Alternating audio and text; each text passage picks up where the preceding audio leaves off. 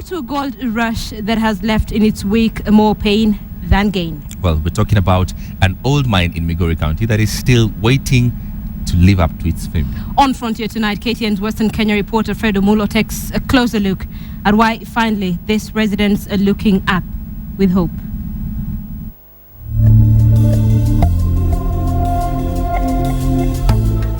Welcome to the gold-laden pits of Nyanza, where many an ignorant trader has become a millionaire through sheer hard work. Thousands of artisans have earned a living here over the last 4 decades, but the blessings in the dirt have brought innumerable curses with them. Sisi ndio tunapata shida kulingana sasa wakati wa manyefu ya mvua, unakuta simu imeingia maji na tuna ni njia ya kutafuta pesa, inabidi tuingie humo ndani kutafuta. Tukisaitoa gold tangiwe igeuke gold inatoka kwenye process nyingi.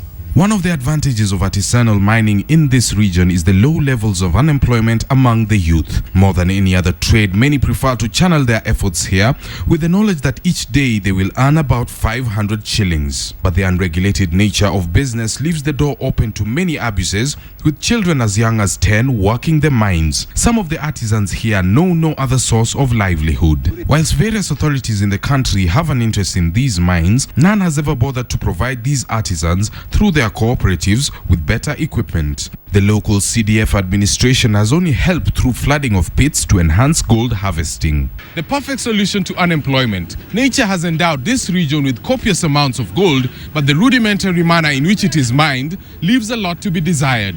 But the simple tools notwithstanding, gold digging has evolved into a cottage industry that directly employs almost 2,000 miners and traders. The ripple effects extend beyond Migori town to Nairobi's jewelers and commodity exporters. Ni sisi wenyewe ndio tunajiuza hapa, alafu tunapeana Wahindi. Na Wahindi nao wanatufinya na bei zao ambao hao wenyewe ndio wameweka.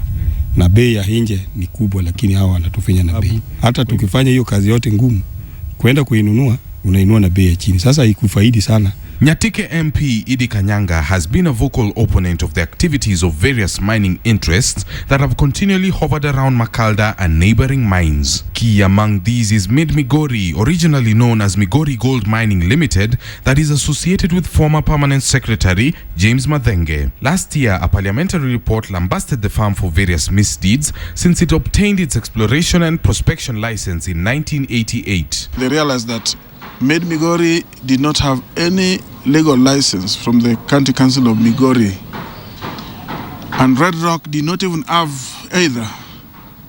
So to me, I think those two companies are not supposed to, or are not even allowed to step in Nyatike to prospect for gold in Nyatike constituency.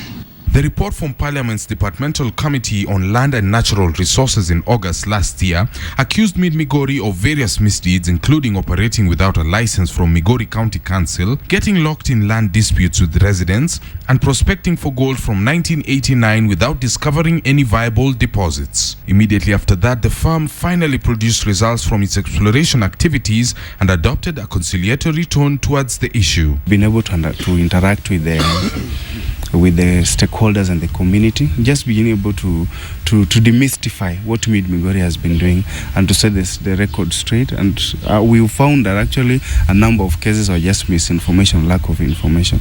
So people who understand what Mid-Migori is doing and where it wants to go, they are quite positive about it.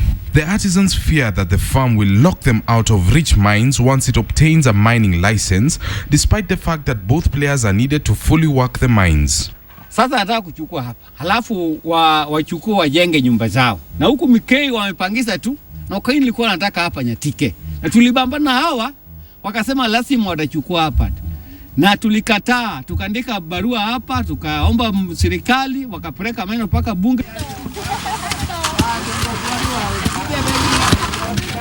The pits in Nyatike are estimated to hold gold deposits worth 50 billion shillings, with the copper value still undetermined. So far, all the artisans who have worked the pits over the last 4 decades have only managed to partially exploit about 10% of this amount. If sustainably exploited, this could become one of the richest counties in the region, if only the forces of impunity allow this to happen. If we can develop the strategies that we have so that we can start mining the minerals within this country we will not borrow from outside from outside Kenya. From Migori County, I am Fredo Mulo.